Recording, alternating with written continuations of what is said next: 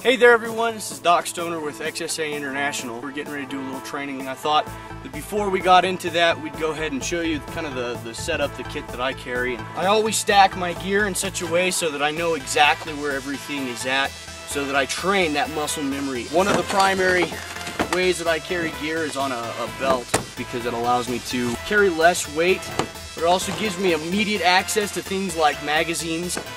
I have two med kits because I'm a medic. Besides med gear and ammunition, I carry a host of SEER gear, things like trioxane bars. Something I always carry is an emergency blanket and a whistle, because it's handy to have if you're lost.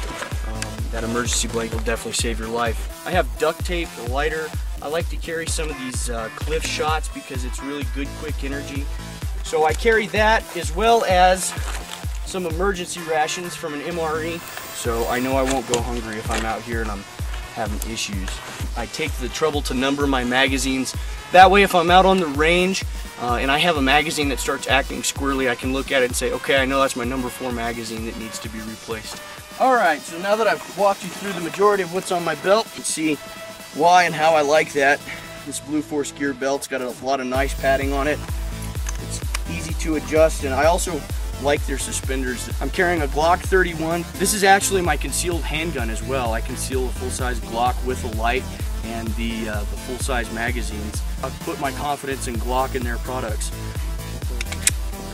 As far as a holster, I prefer to use the Safariland series holsters. And Safariland's got some great new features out there on the market, like the ability to remove this holster, put it on a drop leg platform. If you're operating out of a vehicle, you can remove that holster and you can put that mounted in your vehicle. Whenever you're changing missions, you can still reconfigure yourself.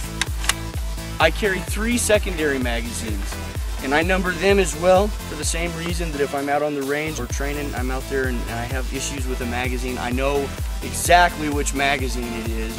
As far as a rifle, I'm carrying a CMMG AR-15. It's got the Magpul PRS stock, the Magpul Myad grip, and I also am a big fan of that bad lever that Magpul has. I prefer to run a Trijicon ACOG. It allows me to eliminate a pair of binoculars from my kit while still having the ability to engage targets at long and short range. I run a Blue Force gear sling. I really do like Blue Force gear and highly recommend their products to anybody that's out there looking for decent kit. Body armor, I prefer this Eagle setup. I like that you can remove the cummerbund. It's easy to get in and out of quickly because of all the Fastex buckles.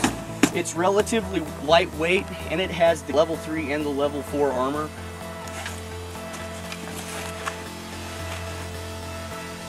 And of course, my Oakley sunglasses.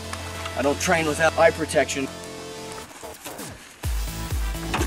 Alright. The next little piece of kit that I consider very important, a good helmet. This is a ballistic helmet. You don't necessarily have to run a ballistic helmet. There are companies out there that make fast helmets and bump helmets. This is also fairly convenient because it allows me to run my night vision goggles. This has got some nice thick padding, and actually fairly comfortable to wear, and it dang sure save your life. And that's my kit. The rationale for the reason I dress the way I do is because you fight the way you train. You don't rise to the occasion, but you fall to your highest level of training. So with that in mind, let's go train.